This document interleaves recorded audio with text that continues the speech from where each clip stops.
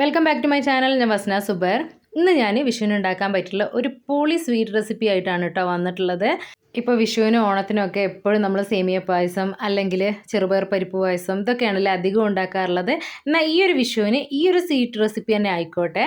അപ്പോൾ ഇത് ഉണ്ടാക്കാനായിട്ട് ആദ്യം തന്നെ നമുക്ക് അരി ഒന്ന് കുതിർത്തെടുക്കണം കേട്ടോ. അപ്പോൾ അതിന് വേണ്ടിയിട്ട് ഞാനിവിടെ 1/4 കപ്പ് കൈമ റൈസാണ് എടുത്തിട്ടുള്ളത്. അപ്പോൾ ചെറിയ അരി തന്നെ എടുക്കാൻ വേണ്ടി ശ്രദ്ധിക്കുക കേട്ടോ. ഇനിയിപ്പം ബസ്മതി റൈസ് ആണെങ്കിൽ അതായാലും കുഴപ്പമൊന്നുമില്ല. അതൊരു 1/4 കപ്പ് മതി കേട്ടോ. അതാണ് കറക്റ്റ് അളവ് 1 ലിറ്റർ പാലിലേക്ക്. അതിലേക്ക് കുറച്ച് വെള്ളം ഒഴിച്ചിട്ട് ഒരു അര മുതൽ 1 മണിക്കൂർ വരെ ഒന്ന് കുതിർത്ത് വെക്കുക.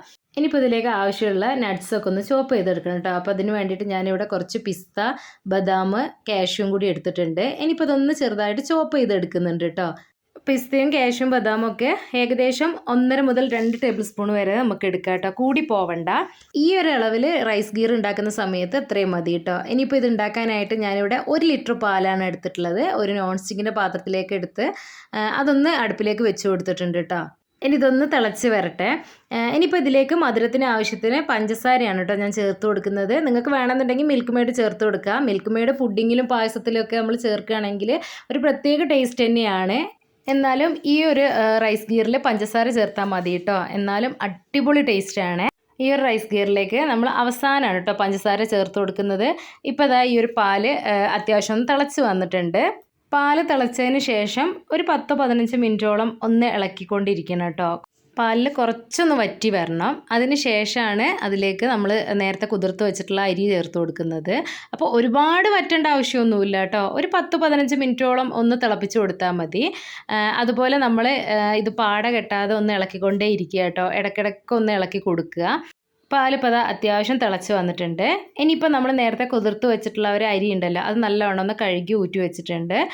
അത് നമ്മൾ ഈ ഒരു തിളക്കുന്ന പാലിലേക്ക് ഇട്ട് കൊടുക്കുക കേട്ടോ. അപ്പോൾ ഈ ഒരു റൈസ് ഗീറിലേക്ക് നമ്മൾ പാല് മാത്രമേ എടുക്കുന്നുള്ളൂ. ഇതിലേക്ക് നമ്മൾ വെള്ളമൊന്നും ചേർത്ത് കൊടുക്കുന്നില്ല. അപ്പോൾ ഈ ഒരു പാല് അത്യാവശ്യം നല്ലോണം വറ്റി വരുന്നതുകൊണ്ട് തന്നെ അടിപൊളി ടേസ്റ്റാണ് കേട്ടോ ഇത് കഴിക്കാൻ വേണ്ടി.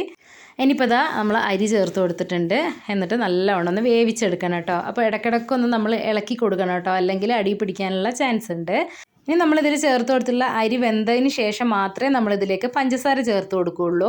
പഞ്ചസാര ആദ്യം നമ്മൾ ചേർത്ത് കൊടുക്കുകയാണെങ്കിൽ ഈ അരിയൊക്കെ കല്ല് പോലെ ഉണ്ടാവും കേട്ടോ. അതുകൊണ്ട് തന്നെ നമ്മൾ വെന്തതിന് ശേഷം മാത്രം ഇതിലേക്ക് പഞ്ചസാര ചേർത്ത് കൊടുക്കുക. ഇപ്പോൾ ഇതാ ഏകദേശം തിളച്ച് ആ ഒരു അരിയൊക്കെ ഏകദേശം ഒന്ന് വെന്ത് വരുന്നുണ്ട്. അപ്പോൾ അത്യാവശ്യം നല്ലോണം തന്നെ വെന്ത് വരണം കേട്ടോ. ഇപ്പോൾ നമ്മൾ പാലിൽ ചേർത്ത് കൊടുത്തിട്ടുള്ള അരിയൊക്കെ വെന്ത് വന്നിട്ടുണ്ട് കേട്ടോ. ഇനിയിപ്പോൾ നമ്മൾ നേരത്തെ എടുത്ത് മാറ്റി വെച്ചിട്ടുള്ള ചോപ്പ് ചെയ്തിട്ടുള്ള നട്ട്സ് ഉണ്ടല്ലോ, അത് ഓരോന്നായിട്ട് ഇതിലേക്ക് ചേർത്ത് കൊടുക്കുക കേട്ടോ. ഈ ഒരു സമയത്ത് വേണം അത് ചേർത്ത് കൊടുക്കാൻ വേണ്ടിയിട്ട്. എന്നിട്ട് നല്ലവണ്ണം ഒന്ന് മിക്സ് ആക്കി കൊടുക്കുക കേട്ടോ. ഈ ഒരു സമയത്ത് തന്നെയാണ് നമ്മൾ ഇതിലേക്കുള്ള പഞ്ചസാരയും കൂടി ചേർത്ത് കൊടുക്കുന്നത്. അപ്പോൾ ഞാനിതിലേക്ക് 1/4 കപ്പ് പ്ലസ് 2 ടേബിൾ സ്പൂണാണ് കേട്ടോ പഞ്ചസാര ഞാൻ ഇതിലേക്ക് ചേർത്ത് കൊടുക്കുന്നത്. ഇതിലേക്കുള്ള മധുരത്തിന് ഈ ഒരു പഞ്ചസാര കറക്റ്റാണ് കേട്ടോ. ഇനിയിപ്പം നിങ്ങളെ മധുരത്തിനനുസരിച്ചിട്ട് നിങ്ങൾക്ക് ചേർത്ത് കൊടുക്കാവുന്നതാണ്. ഇനിയിപ്പോൾ പഞ്ചസാര ചേർത്ത് കൊടുത്തിട്ട് ഒന്നും കൂടി ഒന്ന് നമുക്ക് ആ ഒരു പഞ്ചസാരയൊക്കെ ഒന്ന് മെൽറ്റായിട്ട് വരട്ടെ. അതുവരെ ഒന്ന് ഇളക്കി യോജിപ്പിച്ച് കൊടുക്കുക കേട്ടോ. കുറച്ചുകൂടി ഒന്ന് കുറുകി വരാനുണ്ട്. അതുവരെ ഒന്ന് നമ്മൾ ഇളക്കിക്കൊണ്ടേ ഇരിക്കുക കേട്ടോ. ഇനി ഇതിലേക്ക് ഏലക്കാപ്പൊടി ചേർത്ത് കൊടുക്കണം. ഏലക്കാപ്പൊടി ഉണ്ടെങ്കിൽ ഒരു 1/4 ടീസ്പൂണോളം നിങ്ങൾ ചേർത്ത് കൊടുക്കുക. ഞാനിവിടെ 4-5 ഏലക്ക എടുത്തൊന്ന് ചതച്ചാണ് കേട്ടോ ചേർത്ത് കൊടുക്കുന്നത്. അപ്പോൾ അതും കൂടി അതിലേക്ക് ചേർത്ത് കൊടുത്തിട്ട് നല്ലവണ്ണം ഒന്ന് മിക്സ് ആക്കി കൊടുക്കുക. ഈ ഒരു റൈസ് ഗീറിലേക്ക് നമ്മൾ നെയ്യൊന്നും ചേർക്കുന്നില്ല കേട്ടോ. നെയ്യോ ബട്ടറോ അതിൻ്റെ ഒന്നും ആവശ്യമില്ല.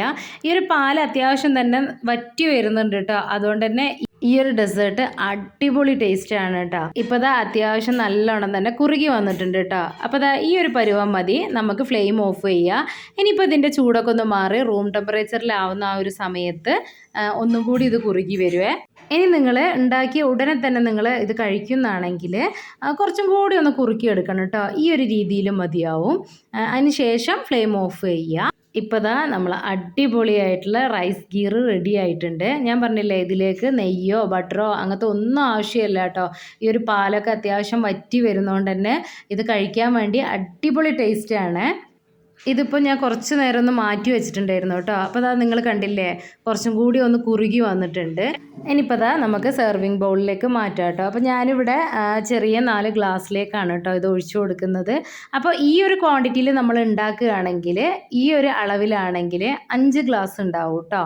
അതിൽ ചേർത്തിട്ടുള്ള ആ ഒരു നട്ട്സൊക്കെ നമ്മൾ ഈ ഒരു റൈസ് ഗീർ കഴിക്കുന്ന സമയത്ത് കടിക്കാൻ കിട്ടുമ്പോൾ അടിപൊളി ടേസ്റ്റാണ്.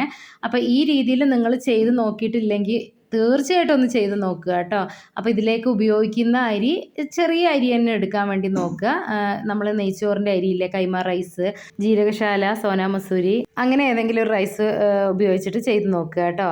നമ്മളെ ഈ ഒരു ബസ്മതി റൈസിനെക്കാട്ടും നല്ലത് ഇതിലേതെങ്കിലും ഒരു അരി എടുക്കുന്നതാണ്.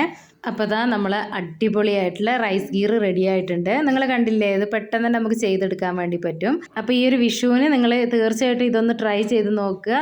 എന്തായാലും നിങ്ങൾക്ക് ഇഷ്ടപ്പെടും കേട്ടോ. അപ്പോൾ എൻ്റെ ഒരു റെസിപ്പി നിങ്ങൾക്ക് ഇഷ്ടപ്പെട്ടിട്ടുണ്ടാവുമെന്ന് വിചാരിക്കുന്നു. ഇഷ്ടപ്പെട്ടിട്ടുണ്ടെങ്കിൽ എല്ലാവരും ഒന്ന് ലൈക്ക് ചെയ്യുക, ഷെയർ ചെയ്യുക, കമൻറ്റ് ചെയ്യുക. എൻ്റെ ചാനൽ ഇതുവരെ സബ്സ്ക്രൈബ് ചെയ്തിട്ടില്ലെങ്കിൽ ഒന്ന് സബ്സ്ക്രൈബ് ചെയ്ത് സപ്പോർട്ടും കൂടി ചെയ്യണേ. അപ്പോൾ അടുത്തൊരു വീഡിയോ ആയിട്ട് വരുന്നവരെ ബൈ.